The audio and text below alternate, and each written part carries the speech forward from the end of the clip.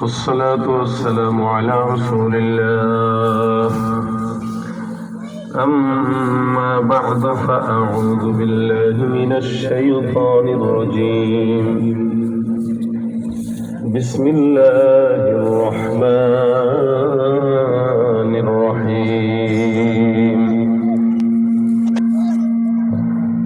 الرحمن علم القرآن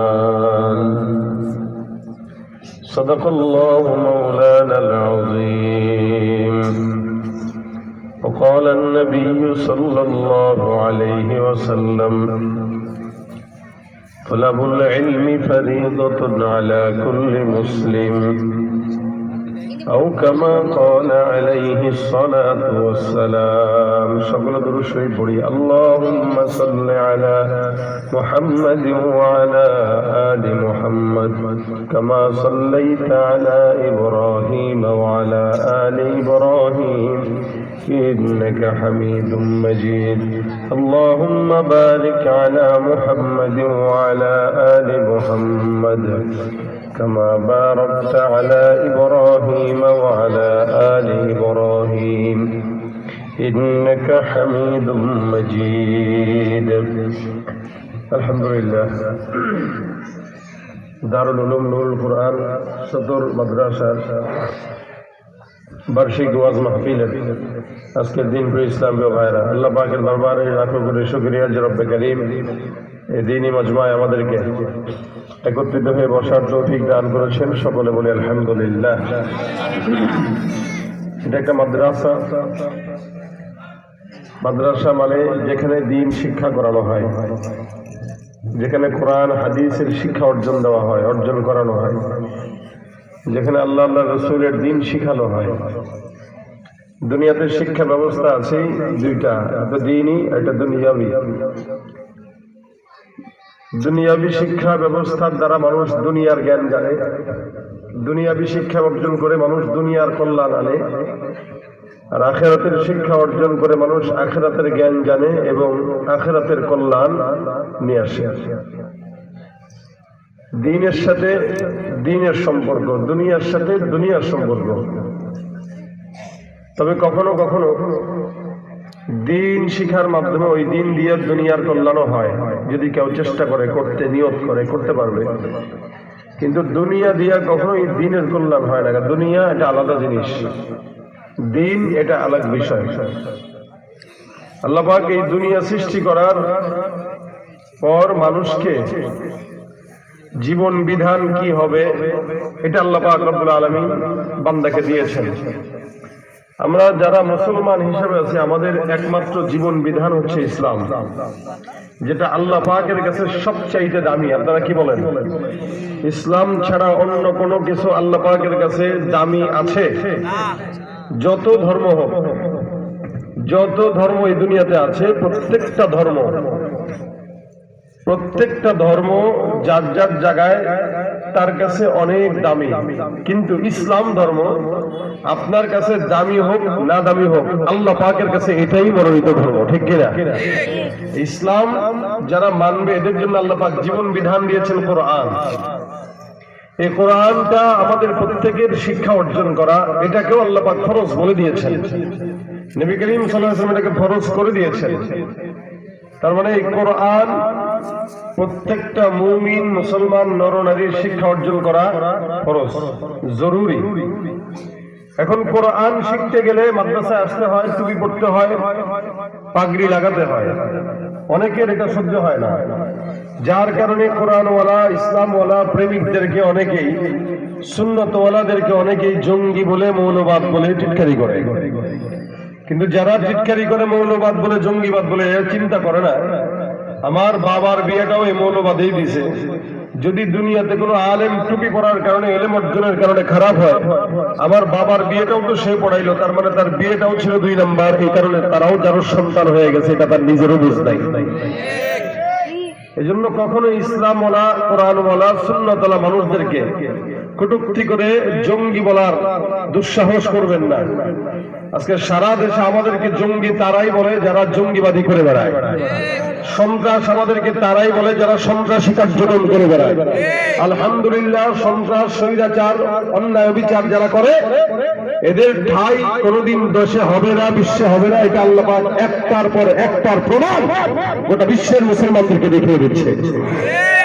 আজকে আপনারা দেখেছেন সিরিয়া স্বাধীন হয়ে গেছে, ইসরায়েলি লাল কুত্তার বাহিনীর থেকে আল্লাহ পাক তাদেরকে আজাদ করে দিয়েছে। যত বড় বড় জালেম হোক না কেন, ওদের সোতা যত উঁচু হোক না কেন, জালেম জুলুম করবো, একদিন না একদিন তাদের পরাজয় হবেই হবে, ঠিক কিনা বলেন? আজকে যারা আমাদের উপর অত্যাচার করার চক্রান্ত করে, আজকে যারা বাংলাদেশ থেকে ফেনী থেকে শুরু করে কক্সবাজার পর্যন্ত আলাদা করে দিতে চায়, এরা যতই ষড়যন্ত্র করুক না কেন, বর্ডার হয়তো আপনাদের থেকে খুব বেশি দূরে নয়, কথা বলেন ঠিক না? আপনাদের থেকে এই বর্ডারটা অনেকটাই কাছে। আপনারা সজাগ দৃষ্টি রাখবেন, কেউ যদি আমার দেশে 1 ইঞ্চি মাটি নিয়ে কোনো চক্রান্ত করে তাদের কারো হাত ভেঙে দেওয়া হবে ইনশাআল্লাহ। এদেশ মুসলমানের, এদেশ ইসলামের, এদেশ আল্লাহর, এদেশ মানবতার, কোন সন্ত্রাস, কোন দুর্নীতিবাজ, কোন ইসলামের দালালদের বাংলাদেশে ইনশাআল্লাহ আমরা ঠিক করে দেব ইনশাআল্লাহ। আমরা শান্তি পছন্দ করি, যারা কোরআন মান্য করে এরা ইসলাম পছন্দ করে। আমরা দেখেছি এদেশে অন্যায় যারা করেছে 15-16 বছর আল্লাহ পাক তাদের বিচার করেছে, তারা এখন আর এদেশে নাই। তবে মনে রাখবেন, আপনি হয়তো অন্য কোন রাস্তায় শান্তি খুঁজতে পারেন, শান্তি কোনো জায়গায় নাই কোরআন ছাড়া, ঠিক কিনা জোরে করেন? একমাত্র কোরআন বাংলাদেশের মানুষকে, বিশ্বের মানুষকে শান্তি দিতে পারে, এছাড়া শান্তির কোন রাস্তা আছে? কথা বলা আছে?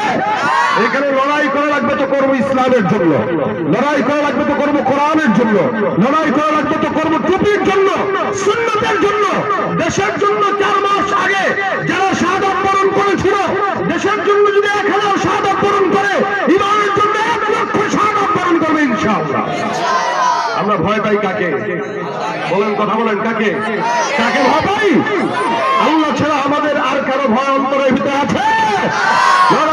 ওই ময়দানেতে যত তোমাকে হবে প্রয়োজনে সব রক্তটুকু জমিনেই ঢেলে দেবে, তবুও তোমায় লড়তেই হবে, মানিবে না পরাজয়, তবুও তোমায় লড়তেই হবে, মানিবে না পরাজয়। বিপ্লব মানে জীবন দেয়া বসে থাকা নয়, সে কোনো দিন আসবে না রে, করো যদি ভয়, ঠিক কিনা? আসবে বিজয় রক্ত আর জীবনের বিনিময়, আসবে বিজয় রক্ত আর জীবনের বিনিময়। বিপ্লব মানে জীবন দেয়া বসে থাকা নয়, সে কোনো দিন আসবে না রে, করো যদি ভয়। বিপ্লব মানে জীবন দেয়া বসে থাকা নয়, সে কোনো দিন আসবে না রে, করো যদি ভয়, ঠিক কিনা? ভয় পাবো কাকে? আওয়াজ দিয়ে লিল্লাহে তাকবীর, লিল্লাহে তাকবীর। আল্লাহ আমাদের ঈমানকে কবুল করুক, বলেন আমিন। আমাদের ঈমানে কুওয়াত দান করুক, বলেন আমিন। কোরআন যেখানে আমরা, বলেন কোরআন যেখানে আমরা, কোরআন নাই আমরা, কোরআন থাকবে আমরাও থাকবো, কোরআন নাই আমরাও। এটা আমাদের দিলের কথা, অন্তরের কথা। এখানে যতগুলো ছেলে পেলে আছে, যুবকরা আছে, অনেক যুবকরা নামাজও ঠিক মতো পড়ে না, অনেক যুবকরা ঠিক মতো ইবাদত বন্দেগী করে না, কিন্তু আল্লাহর কসম দিলে সাক্ষী দিবে, আপনার সামনে কেউ যদি কোরআনকে একটু বিন্দু পরিমাণে কটূক্তি করে, আপনি তাদের ছেড়ে দিবেন? কি যে করবেন নিজেও জানেন না, কি যে করবেন নিজেও জানেন না। এটা আমাদের ঈমান। এই জীবন বিধান আল্লাহ পাক কোরআন দিয়েছেন এবং কোরআনকে আল্লাহ পাক শিখিয়েছেন। আমরা মাদ্রাসায় যখন আমাদের বাচ্চাদেরকে পড়াই অথবা স্কুলে ভর্তি দেই, অনেক সময় আমরা বলি না, বাচ্চা যদি আবদার করে, বাবা আমাদের হুন্ডা কিনে দেন, বাবা মা বলে কি, আগে মানুষ হন, তারপরে পড়ালেখা করে আগে কি হয় মানুষ। আচ্ছা, আপনি আপনার সন্তান যে 7 বছর হইলেও সে তো মানুষ, 5 বছর হইলেও মানুষ, আবার 40 বছর হইলেও মানুষ, কিন্তু আপনি মাদ্রাসায় যখন পড়াইতে দেন তখন আপনি কি বলেন? বাবা আগে মানুষ হও, তোর মনের সব আশা পূরণ করবো। এই মানুষটা আবার মানুষ হওয়ার জন্য কেন বললেন? সে মানুষ আছেই।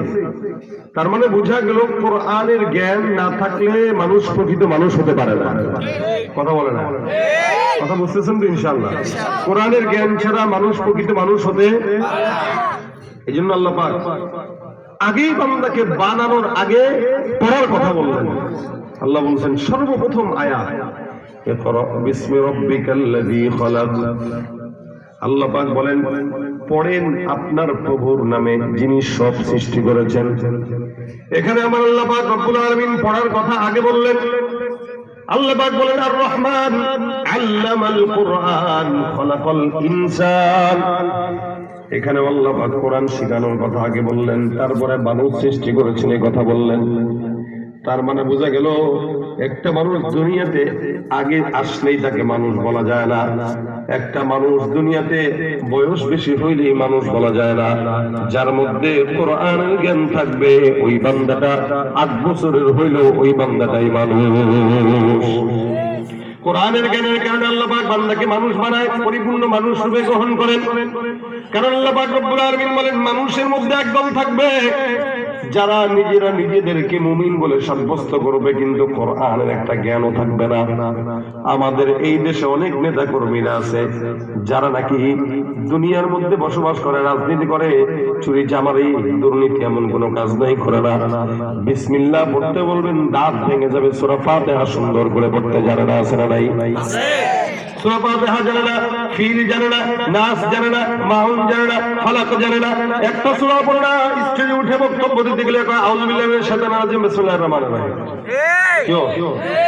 অথচ রাজনীতি বুঝে, দুনিয়া সব বুঝে, কিন্তু আল্লাহর কোরআনের সূরা বিসমিল্লাহ, ফাতিহা, সূরা মুলক, সূরা একটা আয়াত পর্যন্ত ঠিক মতো সে পড়তে পারে না, কিন্তু সে অনেক বুঝে। আল্লাহ বলেন এরা যদিও নিজেদেরকে মুমিন বলে দাবি করে, মিনান নাসি মান ইয়াকুলু আমান্না বিল্লাহি ওয়া বিল ইয়াউমিল আখির ওয়া মা হুম বিমুমিনিন। মানুষের মধ্যে একদল থাকবে যারা নিজেরা নিজেদেরকে মুমিন বলে দাবি করবে।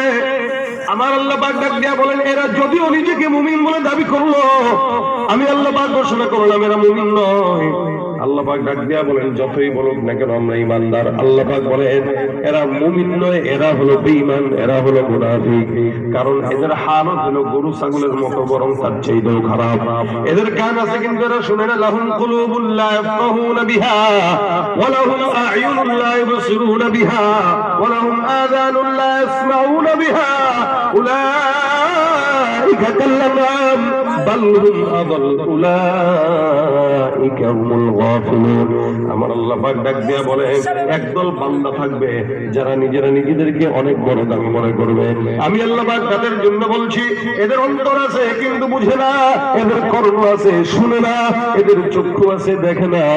আল্লাহ পাক ডাক দিয়া বলেন কলব আছে কিন্তু অনুধাবন করে না, যার কারণে ঘুষের টাকা খাওয়ার পরেও সেটারে হাদিয়া মনে করে খায়, অনুভূতিতে লাগে না। সুদের টাকা খায়, এটারে ইন্টারেস্ট মনে করে খায়, মুনাফা নাম দিয়া খায়। আল্লাহ বলেন লাহুম কুলুব, তাদের অন্তর আছে কিন্তু বুঝে না, অন্তর দিয়ে চিন্তাও করে না, অনুধাবন করে না। গুনাহের কাজ করার পরেও টেনশনও করে না। গুনাহ করে আবার কয় আমার গুনাহ নাই, যার কারণে আল্লাহর কাছে চাই না। দেখেন না আপনারা, এক বেঈমান বলতেছে আমার জিন্দেগিতে কোনো গুনাহ নাই, যার কারণে আল্লাহর কাছে ক্ষমা চাই না। নাউযুবিল্লাহ। কত বড় শয়তান! শয়তানও তাকে দেখলে কয় আল্লাহ আমার দরকার ছিল না, আর সে থাকলেই তো হয়ে যাইত। কি ঠিক না? যে ব্যক্তি এই কথা বলে যে আমি আমার জিন্দেগিতে কোনো গুনাহ করি নাই, ওর মতো শয়তান আর কেউ আছে? এই জন্য আল্লাহ বলেন লাহুম কুলুবুল লা ইয়াফকাহুনা বিহা, অন্তর আছে বুঝে না, অন্তর আছে চিন্তা করে না। ওয়ালাহুম আ'য়ুনুল লা ইবসিরুনা বিহা, চক্ষু আছে কিন্তু ওইটা দিয়া দেখে না। দেখে কোনটা? দেখে যেটা হারাম ওইটা দেখে। মার্কেটে গেছে নারীর দিকে ঠিক মতোই নজর দেয়, বাহিরে গেছে হারামের দিকে নজর দেয়, কিন্তু কোরআনের দিকে নজর নাই। আল্লাহ বলেন ওয়ালাহুম আ'য়ুনুল লা ইবসিরুনা বিহা, তাদের চক্ষু আছে লেকিন ভালো জিনিস দেখে না, হারাম জিনিস দেখে, খারাপ জিনিস দেখে, বাজে জিনিস দেখে। ওয়ালাহুম আযানুল লা ইয়াসমাউনা বিহা, এদের কান আছে কিন্তু আল্লাহর কোরআন এরা কান দিয়ে শ্রবণ করে না। এরা গান শুনবে, এরা ডিস্কো গান শুনবে, পালা গান শুনবে, যাত্রা গান শুনবে, আল্লাহর কোরআনের বাণী বাণী যখন আওয়াজ আসবে, ওয়াজ মাহফিল যখন হবে, কোরআন তেলাওয়াতের আওয়াজ আসবে, তখন এরা তাদের কানটাকে কোরআন তেলাওয়াতের দিকে নজর দিবে না। আমার আল্লাহ ডাক দিয়া বলেন, এরা কারা জানো? এরাও মানুষ তোমাদের মতো, কিন্তু আমি আল্লাহ পাক রব্বুল আলামিন বললাম উলাইকা কাল আনআম। আমার আল্লাহ পাক ডাক দিয়া বলেন, এগুলো সব গরু ছাগলের মতো, হায়াওয়ানের মতো, জানোয়ারের মতো, চতুষ্পদ জন্তুর মতো, বরং না না, তার চাইতেও খারাপ। একটা মানুষ দামি হওয়ার পর আল্লাহ পাক তাকে সারা দুনিয়ার মধ্যে শ্রেষ্ঠত্ব দিলেন। এই জন্য আল্লাহ পাক বলেন, ওয়ালাকাদ কাররামনা বানি আদম, জমিনের মধ্যে সবচেয়ে শ্রেষ্ঠত্ব আমি বনি আদমকে বানাইলাম। কিন্তু ওই বনি আদমকে আল্লাহ পাক রব্বুল আলামিন বলে এগুলো সব হলো গরু ছাগলের মতো, বরং তার চাইতেও খারাপ। যে বনি আদমকে আল্লাহ শ্রেষ্ঠত্ব দান করলেন, ওই বনি আদমকে আবার কুকুরের চাইতেও খারাপ কেন বললেন জানো? কারণ ওই যে তার মধ্যে কোরআনের জ্ঞান না থাকার কারণে, তার মধ্যে সুন্নাহর জ্ঞান না থাকার কারণে, আল্লাহর কোরআন না মানার কারণে যদিও মানুষের মতো দেখা যায়, কিন্তু এগুলো সব হায়াওয়ান শুয়োরের মতো, ঠিক কিনা? চেহারাটা দেখতে ভালো, পোশাকটাও চমৎকার, অন্তরে তার কালি ভরা, কাজটা বড় কদাকার। চেহারাটা দেখতে ভালো, পোশাকটাও চমৎকার, অন্তরে তার কালি ভরা, কাজটা বড় কদাকার। এই মানুষের ভিড়ে আগে আসল মানুষ নাই রে নাই, মানুষ দেখতে চলো এবার জাদুঘরে যাই সবাই, ঠিক কিনা? রাস্তাঘাটে যায় না চলা এই মানুষের ভিড়ে, ওই ভিড়ের মাঝেও আবার কেহ অন্যের পকেট মারে। কথা কয় না, আছে না নাই? দাঁড়ায় থাকেন না ভাই, বসেন, দেখবেন মোবাইলটা তুলে নিয়ে গেছে। চোর কিন্তু মাহফিলেও আছে, মসজিদেও সব জায়গায় আছে। চোরের বেশে এখানে ঢুকবে না, ঢুকবে আপনার মতো টুপি মাথায় দিয়া, কিন্তু যাওয়ার পথে চুরি করে নিয়ে যাবে। আসলে দেখা যায় চোরকে মানুষের মতো, কিন্তু আসলে মানুষটাও মানুষ। বলেন, মানুষটাও মানুষ। রাস্তাঘাটে যায় না চলা এই মানুষের ভিড়ে, ওই ভিড়ের মাঝেও আবার কেহ অন্যের পকেট মারে। তাকেও যদি মানুষ বলো আমার বলার কিছুই নাই, তাকেও যদি মানুষ বলো আমার বলার কিছুই নাই। মানুষ দেখতে চলো এবার জাদুঘরে যাই সবাই, ঠিক কিনা? চেহারা সুন্দর, অনেক দামি, ক্ষমতা অনেক আছে, তাই বলে কি মানুষ? আল্লাহ কয় মানুষ আগে কোরআন পড়, কোরআন পড়ার মাধ্যমে তারপরে মানুষ হ। কি বলে, ঠিক না? তার মানে কোরআন যার মধ্যে নাই সে মানুষ নাও মানুষ। কথা কয় না, বুঝেন? কোরআন যার মধ্যে নাই সে মানুষ নাও মানুষ। নবী বলেন, যার মধ্যে কোরআনের জ্ঞান না থাকবে তার মতো ফকির মিসকিন কুলাঙ্গার জমিনে কেউ নাই। আপনারা কত মাদ্রাসার ছোট্ট একটা বাচ্চাকে দেখলে আপনার কাছে কোনো গায়ে নাও রাখতে পারে, ছোট্ট গোলাপান, মাদ্রাসার গোলাপান, এগুলো ইতিম মিসকিন ফকির, এটা আপনার কাছে আমার কাছে মনে হতে পারে। কিন্তু আল্লাহ পাক রব্বুল আলামিনের হাবিব এই তালিবুল ইলমদেরকে কতটুকু সম্মান দিয়েছেন। রাসূল করিম সাল্লাল্লাহু আলাইহি ওয়াসাল্লাম বলেন, কোন তালিবুল ইলম যদি রাস্তা দিয়ে হেঁটে যায়, বাহির থেকে কোন প্রধানমন্ত্রী বাংলাদেশে যদি আসে, লাল গাড়িতে বিছায়, আল্লাহ পাক রব্বুল আলামিনের হাবিব বলেন, কোন তালিবুল ইলম যদি রাস্তা দিয়ে হাঁটে, আমার নবী বলেন, ইন্নাল মালাইকাতা লাতাদউ আজনিহাতাহা লিযাল্লি তালিবুল ইলম। কোন তালিবুল ইলম যদি রাস্তা দিয়ে হেঁটে যায়, আমার আল্লাহ পাক তার রহমতের নূরের ফেরেশতাদের পাখনা হাফেজে কোরআনের পায়ের নিচে বিছায়। এত সম্মান আল্লাহ পাক একটা হাফেজে কোরআনকে দিয়েছেন। এই জন্য রাসূলুল্লাহ হাদিসে বলে, হয়তো তুমি আলেম হও, নয়তো মুআল্লিম হও, নয়তো মুহিব্বিন হও, নয়তো মুস্তামিন হও, খবরদার আলেম হইবা, আলেম বানাইবা। অন্য হাদিস রাসূল বলেন, খায়রুকুম মান তাআল্লামাল কুরআন ওয়া আল্লামাহু। তোমাদের মধ্যে ওই ব্যক্তিটাই সবচেয়ে বেশি উত্তম, যে ব্যক্তিটা আল্লাহর কোরআন পড়ে আবার অন্যকে পড়ায়। এই জমিনের মধ্যে ইঞ্জিনিয়ারকে আল্লাহর নবী উত্তম বলেন নাই, ডাক্তারকে উত্তম বলেন নাই, আমার পয়গম্বর অনেক বড় বড় রাজনীতিবিদদেরকে উত্তম বলেন নাই, কিন্তু আল্লাহ রাসূল সাল্লাল্লাহু আলাইহি ওয়াসাল্লাম বলেন, যে ৫,০০০ টাকার বেতনের শিক্ষকটা মসজিদে সকালবেলা মক্তবে পড়ায়, আল্লাহর নবী বলেন সারা জমিনের মধ্যে ওই ৫,০০০ টাকার শিক্ষকটার দাম আল্লাহর দরবারে বেশি, সুবহানাল্লাহ। কিন্তু আমাদের দেশের সবচেয়ে অবহেলিত ওই শিক্ষকটা, কি বলেন? একটা মক্তবের শিক্ষক সবচেয়ে অবহেলিত, মক্তব পড়ায় আবার বড় বড় কথা কয়, কিন্তু জানেও না এর দাম কত বেশি। কারণ আল্লাহ পাকের কোরআনের মূল বুনিয়াদ এই বেটাই শিখায়। এ না শিখাইলে আপনি আমি এ পর্যন্ত শিখতে পারতাম না। কিন্তু সমাজ তাকে অমূল্যায়ন করে, অবমূল্যায়ন করে। ভাইরা আমার, কোরআনের জ্ঞান তো দামি। আরেক হাদিসে আসছে, রাত্রিবেলা সারা রাত জেগে কেউ কেউ ইবাদত করে। আপনি বাসায় যায় রাত্রিবেলা ইবাদত করবেন, ফজর পর্যন্ত ইবাদত, কোরআন তেলাওয়াত করবেন, জিকির আজকার করবেন, তাহাজ্জুদের নামাজ পড়বেন। আরেক বান্দা 10 মিনিটের জন্য এক জায়গায় বসলো কোরআনের মজমায়, কোরআনের মজমার জন্য, কোরআনের বাণীর জন্য একটা জায়গায় বসে 2-4 জন মিলে ইমানের কিছু মুযাকারা, কোরআনের কিছু মুযাকারা করে। হাদিসে আসছে, সারা রাত একটা বান্দা জেগে জেগে নফল ইবাদত করলো, আর আরেকটা বান্দা 5 মিনিট কোরআনের মুযাকারা করলো। আবার আল্লাহর দরবারে সারা রাত জেগে নফল ইবাদতের চাইতে 2-4 মিনিটের ইমানের মুযাকারা, কোরআনের মুযাকারার দাম বেশি। তাদারুসুল ইলমি সাআতাম মিনাল লাইলি খায়রুম মিন ইহইয়াহা। ইলমের দরস দেওয়া, ইলমের কিছু কথা বলা, কোরআনের কিছু শিখানো, কোরআন থেকে কিছু শিখা, এই টাইপের মজলিস আল্লাহর দরবারে সারা রাত জেগে নফল ইবাদতের চাইতে অনেক উত্তম। তার মানে এই মাদ্রাসার বাচ্চারা যারা শিখে 24টা ঘন্টা কোরআন শিখে, আপনি রাত্রিবেলা ফজর পর্যন্ত, সকাল 8টা পর্যন্ত, সকাল 10টা পর্যন্ত ঘুমান। একদিন মাদ্রাসায় এসে দেখবেন রাত 3টার দিকে 4টার দিকে আপনার ছোট্ট বাচ্চাটা তাহাজ্জুদের নামাজের জন্য জেগে দাঁড়ায় গেছে। একটু এসে দেখেন, আমরা বাবারা ঘুমাই, আমাদের বাচ্চারা ঘুমায় না। বাচ্চারা আমার জন্য দোয়া করে। এটা হলো মাদ্রাসার দ্বীনের ফয়েজ, বরকত।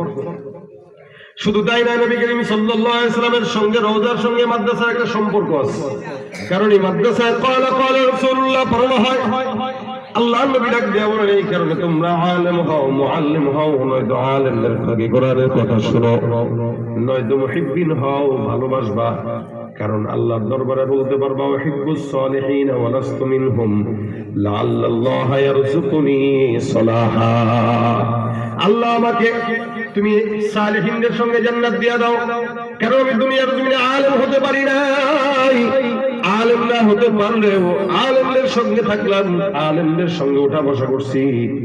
আজকে এলাকার মধ্যে হাজারো মানুষ আছেন, একটা মানুষ যদি একদিন মাদ্রাসায় আসেন, একটা ছাত্রের সঙ্গে সম্পর্ক ভালো করেন, আপনার 5টা সন্তানের মধ্যে 5 জনকে আপনি ডাক্তার ইঞ্জিনিয়ার বানাইলেন, একজনকেও আলেম বানান নাই। জানাজার নামাজ দেওয়ার মতো একজন সন্তানও আপনার নাই। আপনার মাথার মধ্যে হঠাৎ করে আসলো, আল্লাহ আমি আমার 5টা সন্তানকেই দুনিয়াবি শিক্ষা অর্জন করাইলাম, একটা সন্তান নেওয়া আলেম বানাইতে পারি নাই। দিলটার মধ্যে বড় সাধ জাগছে, ওই এলাকায় একটা এতিম বাচ্চা পড়ে, এই বাচ্চাটার সারা জিন্দেগির পড়ালেখার যত খরচ আছে আমি তার বাবা হিসেবে তার খরচটা আমি নিয়ে নিলাম। আল্লাহর কসম, এই হাফেজে কোরআন যখন কিয়ামতের ময়দানে জান্নাতে যাবে, আপনাকে পিছে নিয়ে সঙ্গে নিয়ে তারপরে আল্লাহর জান্নাতে ঢুকবে। বিশ্বাস হয়? একজন হাফেজে কোরআন 10 জনকে জান্নাতে নিয়ে যেতে পারবে। কয়জনকে? এমন এমন লোকদেরকে জান্নাতে নিবে যাদের উপরে জাহান্নাম ওয়াজিব। এমন এমন লোকদেরকে জান্নাতে নিবে যাদের জন্য জাহান্নাম ওয়াজিব। এই বান্দাকে আল্লাহ পাক ডাক দিয়া বলবেন, নবী বলেন ইকরা ওয়ারতাকি, আল্লাহ পাক ডাক দিয়া বলবেন, হে হাফেজে কোরআন, আমি আল্লাহ পাক আদেশ করলাম তুমি পড়ো, একটা আয়াত করে পড়বা, আর জান্নাতের প্রাসাদের একটা তালা করে উপরে উঠবা। সুবহানাল্লাহ। আপনার বাচ্চা 7 বছরে হাফেজ হয়েছে, এই 7 বছরের বাচ্চা একতলা করে করে 6600 তালার উপরে জান্নাতের প্রাসাদ পাবে ইনশাআল্লাহ। এটা আপনার হাফেজে কোরআন বাচ্চার সুফল। এখন এই হাফেজে কোরআনকে আল্লাহ পাক ডাক দিয়া বলবে, হাফেজ 10 জন এমন আছে যাদের জন্য জাহান্নাম ওয়াজিব কোনো আমল নাই, এদেরকে জান্নাতে নেওয়ার মতো কারো কোনো সামর্থ্য নাই। তুমি হাফেজে কোরআনকে আমি আল্লাহ পাক এত বড় পাওয়ার দিয়া দিলাম, যাও 10 জনের এই একজনকে, যে এতগুলা মানুষের মধ্যে যাদেরকে তোমার পছন্দ হয়, এদেরকে তুমি তোমার সুপারিশের বিনিময়ে জান্নাতে নিয়ে দাও। হাফেজে কোরআন ডাক দিয়ে তাকায় তাকায় দেখবে, ওই যে আমার বাবা দেখা যায়, মা দেখা যায়, বাঁয়ে তাকাবে আমার ভাই দেখা যায়, ডানে তাকাবে বোন দেখা যায়, আবার এক জায়গায় তাকাবে ওই যে আমার সন্তানকে দেখা যায়। এমন করে করে তার কিছু আত্মীয় স্বজনকে ঢুকাবে। শেষমেশ আল্লাহর বান্দা তাকায় দেখবে এই জায়গায় ওই যে দূরে ছাগলনাইয়ার সদর মাদ্রাসার পাশে একটা জায়গা আছে, ওই এলাকায় একটা ভাই আছে, যেই ভাইটা প্রত্যেক দিন প্রত্যেক মাসে আমার হাফেজে কোরআন হওয়ার জন্য আমাকে 2000 টাকা মাদ্রাসায় দিত। আল্লাহ, আমি আজকে জান্নাতে যাব, আমি হাফেজে কোরআন হওয়ার কারণে জান্নাত পেলাম, কিন্তু আমার হাফেজ হওয়ার পিছনে ওই মুরব্বিটার যত অবদান, তার 5টা সন্তান একটা আলেম হইতে পারে না, এতে আমাকে আলেম বানাইছেন। আল্লাহ, আজকে আমি জান্নাতে যাব, একা নয়, আমার সাথে ওই বান্দাটাকেও মালিক তুমি জান্নাতে রেখে দিও। সুবহানাল্লাহ ওয়া বিহামদিহি। এটা একটা হাফেজ কোরআনের পাওয়ার। কেউ যদি একটা হাফেজ কোরআনের জন্য 10 টাকাও খরচ করে, 20 টাকাও খরচ করে, 100 টাকাও খরচ করে দ্বীনের জন্য, এলাকার ভিতরে একটা মাদ্রাসা, এই মাদ্রাসার থেকে হাজার হাজার হাফেজ বের হবে, আরো অনেক হাফেজ বের হয়েছে। এরকম করে করে যত হাফেজ বের হোক না কেন, কিয়ামত পর্যন্ত মাদ্রাসা চলবে। মাদ্রাসা না থাকলেও আপনি যদি মাদ্রাসার জন্য সহযোগিতা, হাফেজ কোরআনকে সহযোগিতা করেন, ইনশাআল্লাহ এই সাদকায়ে জারিয়া কিয়ামত পর্যন্ত আপনার আমলনামায় অটোমেটিক ব্যাংক অ্যাকাউন্টে জমা হতে থাকবে। সুবহানাল্লাহ। বিশ্বাস হয়নি কথাগুলা? ভাইরা আমার, এই কারণে নবী বলেন তোমরা আলেমদেরকে মহব্বত করো।